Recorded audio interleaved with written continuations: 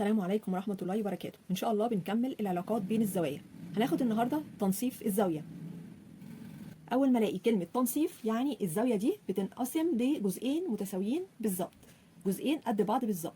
زي مثلا الشكل اللي قدامي، عندي زاوية أ ب ج، جاء الشعاع ب د نصفها. الشعاع ب د ينصف زاوية أ ب ج.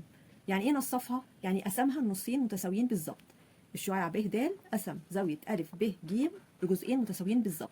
متساويين يعني بقت قياس زاوية أ ب د بتساوي قياس زاوية د ب ج. طيب هو عطاني على الرسم علامة اكس في الزاوية الأولى وعلامة اكس في الزاوية الثانية، يعني معناها ان هم متساويين. ممكن يعمل لي علامة دايرة يبقى كده جزئين متساويين، ممكن أي علامة يبقى دول معناها جزئين متساويين. يبقى لما الاقي أي علامتين شبه بعض يبقى أعرف ان هم متساويين. يبقى التنصيف يعني بيقسم الزاوية لجزئين متساويين بالظبط. يبقى في شعاع ب د بينصف زاوية أ ب ج. أ ب ج دي كلها كبيرة. الشعاع ب د جه نصفها يعني جه قسمها لنصين متساويين. بقت قياس الزاوية واحد دي بتساوي قياس زاوية اتنين، اللي هي ايه؟ قياس الزاوية واحد اللي هي زاوية أ ب د. يبقى قياس زاوية أ ب د بتساوي قياس زاوية د ب ج. طيب لو انا عايزه قياس زاويه أ ب د دي بتساوي ايه؟ دي بتساوي نص قياس زاويه أ ب ج. الزاويه الواحده فيهم بتساوي نص الزاويه الكبيره. طب لو قياس زاويه د ب ج دي بتساوي ايه؟ بتساوي نص قياس زاويه أ ب ج. يعني مثلا لو قياس زاويه أ ب ج دي كلها ب 60 درجه، قياسها ب 60 درجه، يبقى قياس زاويه أ ب د هتساوي 60 على الاثنين. يعني بقسم على الاثنين لان عندي زاويتين متساويتين. 60 على الاثنين يعني هنا فيها 30 درجه والثانيه بتساويها تبقى 30 درجه. يبقى كده هنا دي 30 ودي 30، يبقى الزاويه الكبيره كلها ب 60. يعني لما تكون الزاويه كلها الكبيره ب 60، في الشعاع جه نصفها يبقى خلاها بجزئين متساويين، قسمها لجزئين متساويين كل واحده فيهم بتساوي 30 درجه. ده مثال. يبقى قياس زاويه أ ب د بتساوي قياس زاويه د ب ج. اي واحده فيهم بتساوي ايه؟ بتساوي نص قياس زاويه أ ب ج، نص قياس الزاويه الكبيره. طيب اذا كان هو عاطي قياس الزاويه الصغيره، مثلا قياس زاويه أ ب د عاطيها مثلا ب 30، طب عايزه قياس زاويه أ ب ج، يبقى أ ب ج بتساوي ايه؟ بتساوي ضعف الزاويه الصغيره. يعني لو عايزه قياس زاويه أ ب ج بقول بتساوي ضعف قياس زاويه أ ب د. يعني ايه ضعف؟ يعني بضرب في 2، يبقى 2 في قياس زاويه أ ب د. او لو هو عاطيني قياس زاويه د ب ج يبقى هقول قياس زاويه أ ب ج بتساوي ضعف قياس زاويه د ب ج. يبقى يا اما اقول الزاويه الصغيره بتساوي نص الكبيره، اذا كان هو عاطي اصلا الزاويه الكبيره فبجيب منها الزاويه الصغيره. طب لو هو عاطي اصلا الزاويه الكبيره بقول قياس زاويه أ ب ج دي بتساوي ايه؟ بتساوي ضعف قياس زاويه أ ب د او ضعف قياس زاويه د ب ج. تعالوا نشوف مثال نطبق فيه. في الشكل المقابل د بتنتمي للمستقيم أ ب، والشعاع د ه ينصف زاويه أ د ج، وقياس زاويه ج د ب بتساوي 116 درجه. اوجد قياس زاويه أ د ه مع ذكر السبب. طيب هو لما يكون عاطيني الشكل المقابل بيكون كاتب البيانات عليه. احنا برضو نشوف لو في حاجه ناقصه بنشوفها. اول حاجه د بتنتمي للمستقيم أ ب، وده ه الشعاع د ه ينصف زاويه أ د ج. طب ينصف يعني معناها بيقسمها لجزئين او زاويتين متساويتين في القياس، وفعلا العلامه دي زي العلامه دي، يعني الاثنين معناها متساويين. لو هو مش حاططها احنا بنحطها، لان بيقول الشعاع د ه ينصف زاويه أ د ج، يبقى قياس الزاويه دي بتساوي قياس الزاويه دي، وقياس زاويه ج د ب بتساوي 116 درجه. لو مش مكتوبه بنكتبها. طيب اوجد قياس زاويه أ د ه. أ د ه يبقى دي الزاويه اللي احنا عايزين نعرفها، قياس زاويه أ د ه. لما يكون هو عاطيني بيانات كده معطيات بنستفاد بكل معطى فيها. اول حاجه قال د بتنتمي للمستقيم أ ب. د نقطه اهي بتنتمي للمستقيم أ ب. خدنا المره اللي فاتت ان د لما تكون نقطه على المستقيم وخارج منها شعاع بينقسم لزاويتين متكاملتين. يعني كده تنتمي للمستقيم، يبقى كده قياس الزاويه أ د ب بتساوي 180 درجه. يعني زاويه أ د ب دي زاويه مستقيمه. طيب لما يكون في شعاع خارج من النقطه دي، من النقطه اللي على المستقيم خرج منها شعاع، يبقى بيقسم الزاويتين دول يبقوا زاويتين متكاملتين، بيكونوا زاويتين متكاملتين. يعني قياس الزاويه أ د ب اللي هي على الخط المستقيم دي اللي راسها النقطه نفسها دي بتكون ايه؟ زاويه مستقيمه. طيب قال د ه شعاع د ه ينصف زاويه أ د ج، يبقى كده معناها ان قياس زاويه أ د ه بتساوي قياس زاويه ه د ج. يعني الزاويه دي بتساوي الزاويه دي. اعطي قياس زاويه ج د ب ب 116. طب احنا كده عرفنا ان زاويه أ د ج وقياس زاويه ج د ب دول مجموعهم 180 درجه عشان هما زاويتين متكاملتين.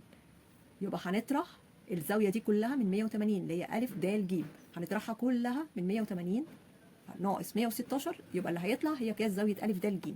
بعد ما اجيب الزاويه أ د ج اجيب قياسها بعد كده بقسمها على الاثنين عشان هي زاويتين متساويتين في القياس، لان هنا الشعاع د ه بينصفها فاتقسمت لنصين متساويتين في القياس. يبقى انا عندي قياس زاويه ا د ه بجيبها ازاي؟ ان انا لما اجيب زاويه ا د ج بقسم على الاثنين. تعالوا نشوف الحل مع بعض خطوه خطوه. يبقى اول معطى اعطاهولي ان د تنتمي للمستقيم ا ب، يبقى اول حاجه بقولها بما ان د تنتمي للمستقيم ا ب، يبقى اذا زاويه ا د ب دي زاويه مستقيمه. على طول اقول بما ان، اذا بما ان د تنتمي للمستقيم ا ب، اذا زاويه ا د ب زاويه مستقيمه. يعني ايه زاويه مستقيمه؟ يعني قياسها بيساوي 180 درجه. يعني كده مجموع قياسات الزاويه اللي عندي دي بتساوي 180 درجه، يعني اتقسمت لجزئين لزاويتين مجموعهم 180 درجه، زاويه ا د ج وزاويه ج د ب. طيب انا عندي ج د ب عارفاها ب 116. لو عايزين نجيب كده زاويه ا د ج، يبقى اذا قياس زاويه ا د ج بتساوي ايه؟ بتساوي 180 اللي هي قياس الزاويه كلها الكبيره 180 ناقص اللي عندي 116 هيديني 64 درجه. يبقى كده قياس زاويه ا د ج دي كلها، ا د ج كلها ب 64 درجه. يبقى انا كده جبتها كلها ب 64 درجه. بس هو مش عايز قياس زاويه ا د ج، هو عايز قياس زاويه ا د ه. طب انا عندي د ه شعاع بينصف الزاويه دي اللي هي بينصفها، اللي هي ال 64 دي هتتنصف لجزئين متساويين. يبقى عشان اجيب قياس زاويه ا د ه بقسم على الاثنين. يبقى هقول بما ان الشعاع د ه ينصف زاويه ا د ج، يبقى اذا هيتقسم لزاويتين متساويتين في القياس. يبقى اذا قياس زاويه ا د ه الشعاع ده قسمها لزاويتين متساويتين في القياس. يبقى اذا قياس زاويه ا د ه بتساوي قياس زاويه ه د ج بتساوي ايه؟ بتساوي 64. قسمت على الاثنين لان هنا مقسومه لزاويتين متساويتين في القياس، يبقى هاخد ال 64 اللي هي الزاويه الكبيره دي هقسمها على الاثنين، طلعت ب 32 درجه. يبقى كل زاويه فيهم ب 32 درجه، الزاويه دي 32 درجه والزاويه دي 32 درجه.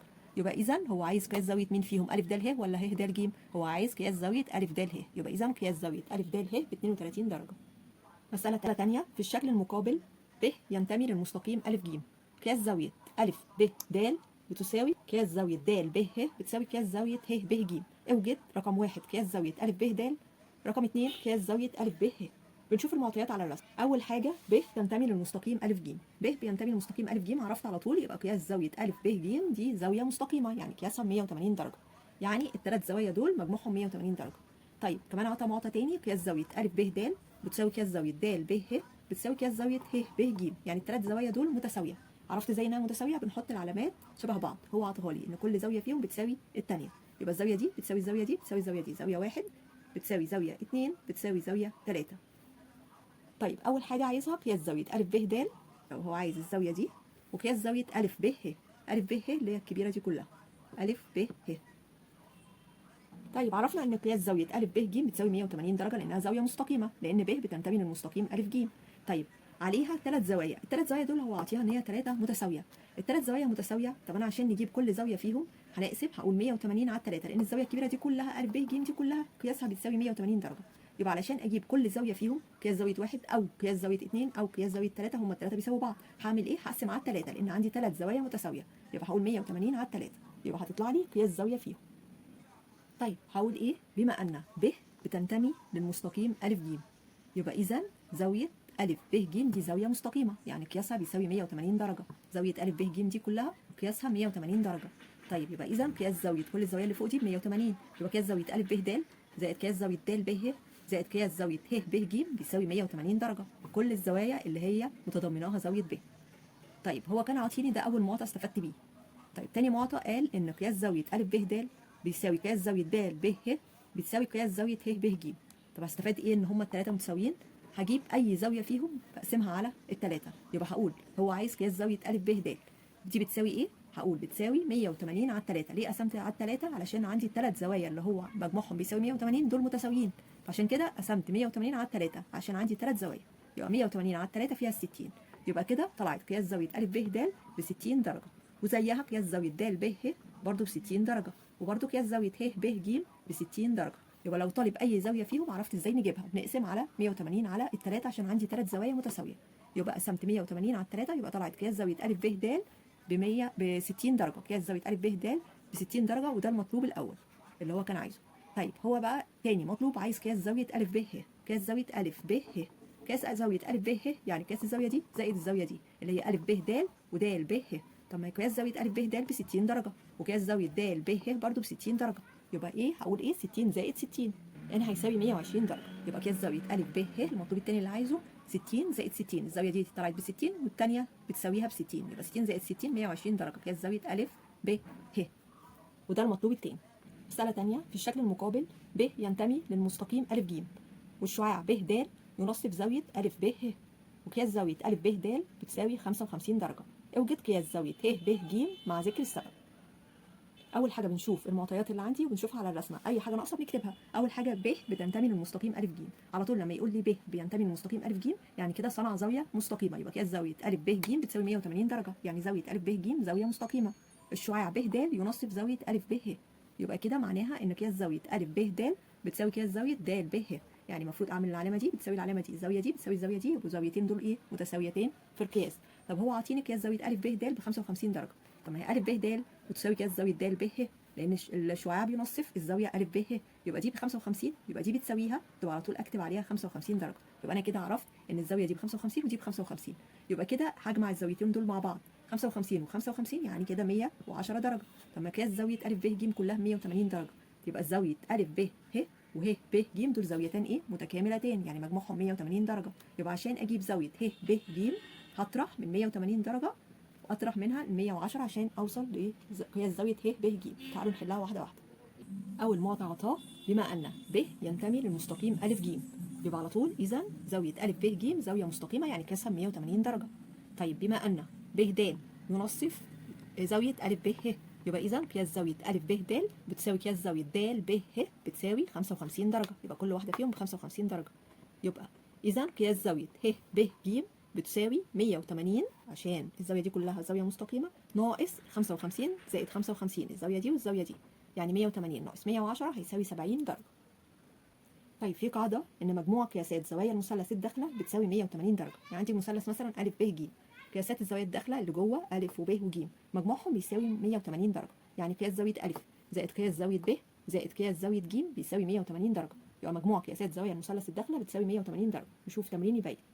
في الشكل المقابل قياس زاويه ب بتساوي 52 درجه، وقياس زاويه ج بتساوي 48 درجه، والشعاع ا د ينصف زاويه ب ا ج، يعني الزاويه دي بتساوي الزاويه دي.